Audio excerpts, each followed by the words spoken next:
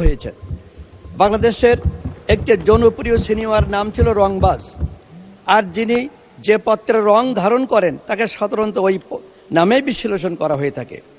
তিনি স্বৈরাচার হাসিনার রঙে আপাদমস্তক রঞ্জিত ছিলেন। তিনি ইন্টারিম গভর্নমেন্টের তত্ত্বাবধায়ক সরকারের তাত্ত্বিক রঙে রঞ্জিত ছিলেন। আবার তিনি বর্তমানের জুলাই চেতনার শতভাগ রঙে রঞ্জিত। কথা বললেও যারা জুলাই সনদে শপথ না নিয়ে সংবিধান সংস্কার না সংশোধন এই তর্কিত কনসেপশনের দ্বিধাদ্বন্দ্বে আকণ্ঠ নিমজ্জিত জনাব প্রেসিডেন্ট সাহেব সেই রঙে রঞ্জিত হয়ে আবার তিনি ভাষণ দান করেছেন। তার উচিত ছিল বিভিন্ন রঙে রঞ্জিত না হয়ে চেয়ারটির পদ না রেখে তাকে স্বেচ্ছায় পদত্যাগ করা, তাহলেই বোধহয় দেশ এবং জাতি ভালো মনে করত। অতএব আমি তার নানা রঙে রঞ্জিত এই রংবাজ প্রেসিডেন্টকে আমি ধন্যবাদ দিতে পারছি না বলে দুঃখিত। মাননীয় স্পিকার, আমার অনেক কথা বলার ছিল, কিন্তু সময় তো আপনি কম দিয়েছেন। আমার এই ফাঁকে আমার নিজের এলাকার কিছু বলে নেব, সময় পেলে আর কিছু কথা বলতে চাই।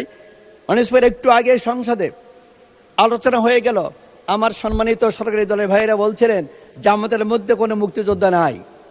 মাননীয় স্পিকার, আমি এই সংসদে 91-এ এমপি ছিলাম, 2001-এ এমপি ছিলাম। ওই সময় যারা ছিলেন তারা সকলে জানেন আমি মুক্তিযোদ্ধা। আওয়ামী লীগ আমাকে বাদ দিয়ে দিয়েছিল। আমার অত্যন্ত শ্রদ্ধাভাজন মেজর হাফিজ বিক্রম সাহেব, বর্তমান স্পিকার, তিনি নিজেই আমি না বলতেও স্বীকার করেছেন যে না, গাজী নজরুল ইসলাম, আমি রণাঙ্গনে তাকে দেখেছি, তিনি মুক্তিযোদ্ধা ছিলেন।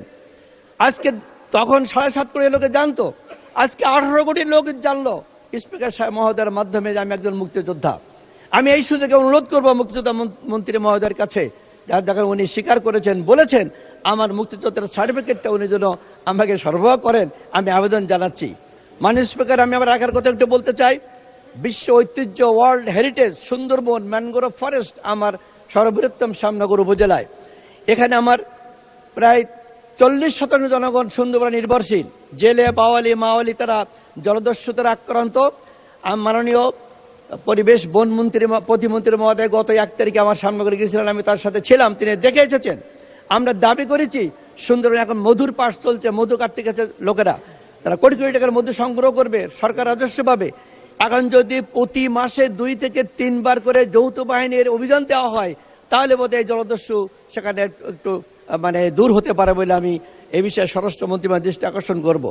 মাননীয় স্পিকার, আমি দ্বিতীয় কথা বলতে চাই। আমার শ্যামনগরের উপকূলীয় এলাকা, আমার 12টি ইউনিয়নের 8টি এলাকায় উপকূলীয় অঞ্চলের। প্রতি বছর বানবাসীতে আমরা ভাসি, লোকজন ডোবে আর মরে। এক রাতে আয়েলায় আমার নিজের গ্রামের 17 জন লোক মারা গিয়েছিল। মাননীয় স্পিকার, আমার 8টি ইউনিয়নের 1টি ইউনিয়নে বাঁধ চলছে, বাকি 7টি ইউনিয়নে টেকসই বেড়িবাঁধ যাতে তৈরি করা হয় সেজন্য আমি সরকারের দৃষ্টি আকর্ষণ করছি। মাননীয় স্পিকার, রাস্তাঘাট বিধ্বস্ত, শুধু ইটের একটা করে সলিগিয়ে রাস্তা সব ভেঙে চলে চুরমার, বাচ্চারা হাঁটতে পারে না।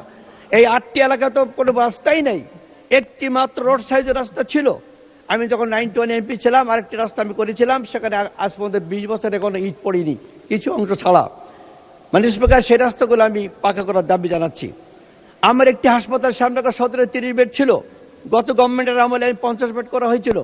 কালীগঞ্জের বড় একটি অংশ রোগীরা আমার ওখানে আসে, ওই বেডটি 100 থেকে 150 বেড করা থাকে। মাননীয় স্পিকার, আমি সরকারের দৃষ্টি আকর্ষণ করছি। পর্যটন শিল্প, আমার এলাকা একটা পর্যটন মুখর এলাকা। মাননীয় সাবেক প্রধানমন্ত্রী ম্যাডাম খালেদা জিয়ার কাছে আমি নিজেই গিয়েছিলাম। উনি রোপওয়ে, ভারতে রোপওয়ে আছে আমার মুন্সিগঞ্জের জঙ্গলের ভিতর দিয়ে প্রায় 4-5 কিলোমিটার আলোচনা। বাংলাদেশের সংবিধান অনুযায়ী প্রধানমন্ত্রী এবং প্রধান বিচারপতি নিয়োগ ছাড়া রাষ্ট্রপতিকে আর সকল কিছু জঙ্গলের ভিতরে তৈরি করতে পারলে লক্ষ লক্ষ লোক আমাদের পর্যটন শিল্পে সেখানে সুন্দর পরিবেশ সৃষ্টি হবে আমি মনে করি।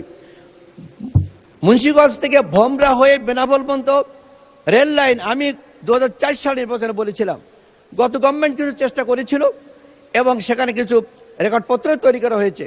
মাননীয় স্পিকার, আমি অনুরোধ করব যে বর্ধিষ্ণু এলাকায় হাজার হাজার লোক যাতায়াত করে যদি এই রেল লাইনটা চালু হয় তাহলে এলাকার উন্নতি হবে, সুন্দরবনের হেভি সম্পদগুলো পরিবহন করা যাবে সুন্দর হবে বলে বিশ্বাস করি। আমাদের শ্যামনগরের বিদ্যুৎ ব্যবস্থা মোটামুটি এখন লাইন অনেক বর্ধিত পেয়েছে। 33 কেবি লাইন আমাদের শ্যামনগর বা কালীগঞ্জের মাঝখানে করা দরকার, না বারবার বিদ্যুৎ চলে যায়, লাইন ঠিক থাকে না। মাননীয় স্পিকার, সাতক্ষীরায় একটি বিজ্ঞান এবং প্রযুক্তি বিশ্ববিদ্যালয় স্থাপন করার পরিকল্পনা অতীতে ছিল, অনেক কাগজপত্র এগিয়ে গেছে। আমি দাবি করব এই সাতক্ষীরা জেলায় একটি বিজ্ঞান এবং প্রযুক্তি বিশ্ববিদ্যালয় যার যে কাগজপত্র তৈরি করা আছে সেটা যেন অনতিবিলম্বে কার্যকরী করা হলে ওখানে শিক্ষা ব্যবস্থা উন্নতি ঘটবে বলে আমি মনে করি। মাননীয় স্পিকার, জলবদ্ধতা নিরসনে কপোতক্কি, মরিচপ, প্রাণসাগরের খাল এবং শ্যামনগরের যমুনা নদী কাটা দরকার। আমাদের মাননীয় প্রধানমন্ত্রী বর্তমানে তিনি খাল কাটা শুরু করেছেন, তাকে আমি ধন্যবাদ দিচ্ছি। তার মরহুম পিতা মেজর সাবেক প্রেসিডেন্ট জিয়াউর রহমান সাহেব তিনিও খাল কাটা শুরু করেছিলেন, আমরা তাকে ধন্যবাদ দিই। তা আমার শ্যামনগরের সাতক্ষীরার এই খালগুলো কাটা শুরু হয়, সাতক্ষীরা প্রাণ পাবে, শ্যামনগরে প্রাণ পাবে, জলবদ্ধতা নিরসন হবে এবং একটা প্রাণ চাঞ্চল্য সৃষ্টি হবে। স্পিকার, স্পিকার, সাতক্ষীরা সদরে যে বাস টার্মিনালটা স্থানান্তর করা দরকার, সেখানে যানজট সৃষ্টি হচ্ছে। বাইপাস সড়কের পাশে সুবিধাবদ্ধ জায়গায় যানজটটি তৈরি করলে সাতক্ষীরা রাজহল একটা পরিবেশ সুন্দর হবে বলে আমি বিশ্বাস করি। মাননীয় স্পিকার, আমার এলাকার অনেক সমস্যা আছে, সেগুলো আমি পরবর্তী পর্যায়ে ডিউরেটের মাধ্যমে মন্ত্রী মহোদয়কে আমি বলবো ইনশাল্লাহ। মাননীয় স্পিকার, আমি আশা করছি একজন মুক্তিযোদ্ধা হিসেবে আপনারা সকলে মুক্তিযোদ্ধাকে শ্রদ্ধা করেন, আমরাও করি। আমাকে সময় একটু 2 মিনিট বাড়িয়ে দেন, তাহলে আমি খুবই খুশি হব। মাননীয় স্পিকার, বাংলাদেশের অভ্যুদয়ের পূর্বে 1947 সালে ভারত বিভাগের মাধ্যমে একবার আমরা স্বাধীন হই। এরপর 71 সালে রক্তক্ষয়ী যুদ্ধের মাধ্যমে মাননীয় স্পিকার লক্ষ লক্ষ মা বোনদের শাহাদাতের বিনিময়ে আমরা আরেকবার স্বাধীন হই। তৃতীয়বার এই 2024 সালের জুলাই, আমরা যেটাকে 35শে জুলাই বলে থাকি, 25-এর 5 আগস্ট পর্যন্ত আরেকবার স্বাধীন হলাম। ধন্যবাদ মাননীয় সদস্য। আপনি কি বক্তব্য শেষ করতে পেরেছেন? আচ্ছা, আপনাকে 2 মিনিট টাইম এক্সটেন্ড করা হলো, 2 মিনিটস। Thank you. ধন্যবাদ। একটি বৈপ্লবিক গণ অভ্যুত্থানের মাধ্যমে আরো একবার আমরা স্বাধীন হলাম। মাননীয় স্পিকার, এই তিনবার আমরা স্বাধীনতার স্বাদ কি পেয়েছি? আমরা কিন্তু স্বাদ কিছু পেলেও সুখ কিন্তু আমরা পাইনি।